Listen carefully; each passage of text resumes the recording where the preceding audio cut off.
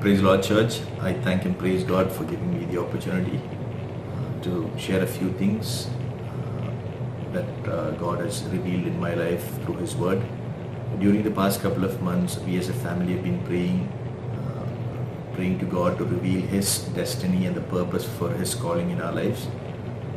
I've once heard a quote which goes as below: the two most important days in your life are the day you're born and the day you find out why.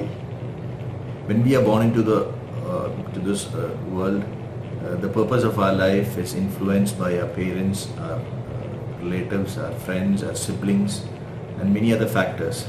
But once we receive Christ as our Lord and Savior, the only guiding factor to find out our destiny and the purpose that we have in life should be the Word of God, Holy Spirit, and the faith in Jesus Christ, our Lord and Savior. The Bible says, many are the plan in a man's heart, but it's God's purpose that prevails. To find out our destiny is discovering God's purpose in our life.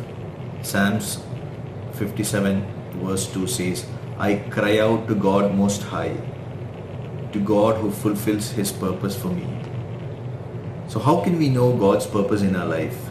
Paul, when speaking to the Ephesian church in the book of Ephesians chapter 1 verse 18, I ask that the eyes of your heart may be enlightened, so that you may know the hope of His calling. Also in Psalms 119 verse 18, it says, open my eyes that I may see wondrous things from your law. What is law for a New Testament believer? And law for a New Testament believer is the Word of God. And who is the Word of God? Jesus is the Word of God. John 1:14 says, and the Word became flesh and dwelt amongst us, and we beheld His glory. The key to understanding God's purpose in our life is the Word of God and the faith we have in Jesus Christ. When we start our Christian journey, we need to always stop, and reflect. People always say you need to stop, reflect, and check how your progress has been. We need to always check if it is our purpose that we are fulfilling in this journey, or if it's God's purpose that He is given us in our hearts that we are fulfilling in the journey of life. That's why the Bible says, your word is a lamp unto our feet and a light unto our path. So the Word of God shows you where you're going and how you're going. We need to have a pointing compass in the Word of God to check if we have strayed from the direction or the purpose that He has called us. Psalms 32 verse 8 says, I will instruct you and teach you in the way you should go. I will counsel you with my eyes upon you. Most of us, even after we come to know the Lord, we try to do things according to our own whims or desires. We might have good intentions on the outcome, but seldom do we ask if we are ready for it, or if it is God's will that we should go ahead and do that. The most important question we need to ask ourselves is, do we know Him well to know the heart of God, to know the purpose that He has kept for us? Do we know Him well? All of us have read what happened to the 7 sons of Sceva.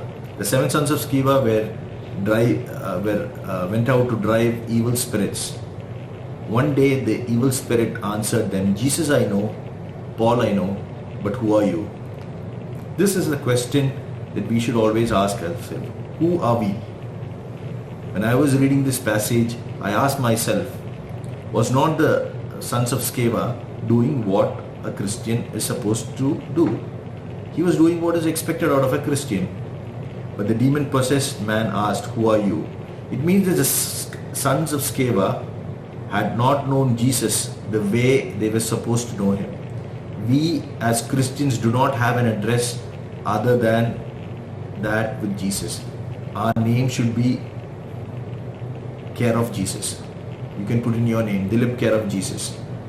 We should decrease to a point where it is only Jesus in our life, and His purpose should be our top priority. He should increase and we should decrease. Do you know that when the Bible asks us to empty ourselves, because even when we do good, there is an element of pride, of self-seeking, recognition, boasting, ego, etc. That springs up. Bible says, it's mentioned in Psalms 37 verse 3. I don't know if that was the same case with the sons of Sceva, but when we read Psalms 37 verse 3, it says, trust in the Lord and do good. Even while doing good, we need to trust in the Lord, because without God, there is no good in any one of us. Also, in the book of Jeremiah, verse 17, verse 9, it says, the heart is deceitful above all things and desperately wicked. Who can know it? That is why Jesus says in Luke chapter 14, verse 33, whoever of you does not forsake all, he cannot be my disciples. The word all includes everything that we love. It's not an easy thing, but it's what is decided out of us. We have many examples in the Bible where men and women who have missed their destiny because they didn't know God or the destiny and the purpose that they were called by God for. The destiny prepared for the people of Israel was to inherit the promised land. But what really happened? In the wilderness, when the Israelites were thirsty in a dry and parched desert without any sign of water, how did the Israelites behave in this time of adversity? How did Moses behave? When Israelites were thirsty, how was Moses' response to that? Israelites murmured, but Moses did not. Do you think that Moses was not affected by the hot sun? He was. Do you think Moses was not thirsty? he was. But Moses, there was a difference. Moses knew who God was, but Israelites only knew the acts of God. The miracle stopped and they started murmuring. The eyes of their understanding were not open. They neither knew God nor his promises nor his word. In the book of Psalms 103 verse 7 he says, He made known his ways unto Moses, his acts unto the children of Israel. Moses prophesied and prayed about God imparting the Holy Spirit to all his people before anyone in the world, long before anyone did. It's mentioned in the book of Numbers chapter 11 verse 29, and Moses said, Oh, that all Lord's people were prophets, and that the Lord would put his spirit upon them. We are called to be prophets. We are called to be sons and daughters of God. We are God's people. Moses prayed this prayer. What did Moses pray? Moses prayed that God would pour out his spirit upon all flesh. As mentioned by the prophet Joel, in the last days, God says, I will pour out my spirit on all flesh. This, what we receive now is also, what we receive now as the Holy Spirit is what Moses prayed for during the time in his desert. This prayer was offered by the same Moses who once in his journey trusted in his own strength. But when God made known to him his ways, all earthly feelings, especially jealousy, died down. Also in the book of Luke chapter 8 verse 48, Jairus comes to Jesus with the prayer of healing his 12-year-old daughter. We see that Jesus at that particular moment was healing a lady with a 12-year-old problem, and Jairus comes to Jesus saying, asking or pleading for the healing of his 12-year-old daughter. And at that very moment when the words of healing was on Jesus' lips, when Jesus was healing the 12-year-old lady with a problem, Jairus' servant comes to him saying, do not bother the teacher, your daughter is dead. His servant could not see what was happening and who was in front of him. He could not see who Jesus was. His eyes of understanding was not open. Even though at that particular moment a 12-year-old problem was being resolved. That lady was finding her purpose in life, but his servant could not see whom Jairus was offering the prayers to. Similarly, in the book of 2 Kings chapter 6, when the army surrounded Elisha, the servant ran out, seeing the army, came back to Elisha, said, Prophet, we've been surrounded. And what did Elisha do? Elisha prayed and said, open the eyes that he might see. If you look with your earthly eyes, we might look few in numbers. But when our spiritual eyes are open, we realize that he who called us is faithful, and he who is in us is stronger than he who is in the world.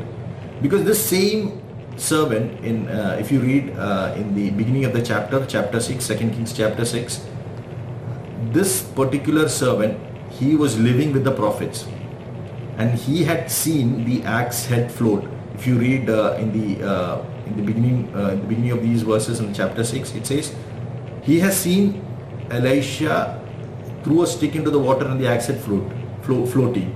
He was with the prophets. He knew the power of God, but his eyes of understanding was not open. And finally, I have got one more reference from the Bible, which is from the book of Elijah. It is similar to the situation that we are in right now. We understand that our purpose for which God has called us, the outside elements won't matter to us. What if God has given us a purpose in our lives, what is happening around us will not matter to us. As we can see in the life of Elijah. Elijah was depressed, frightened, running away from people, locked down in a cave. Doesn't all this sound like what the world is going through right now?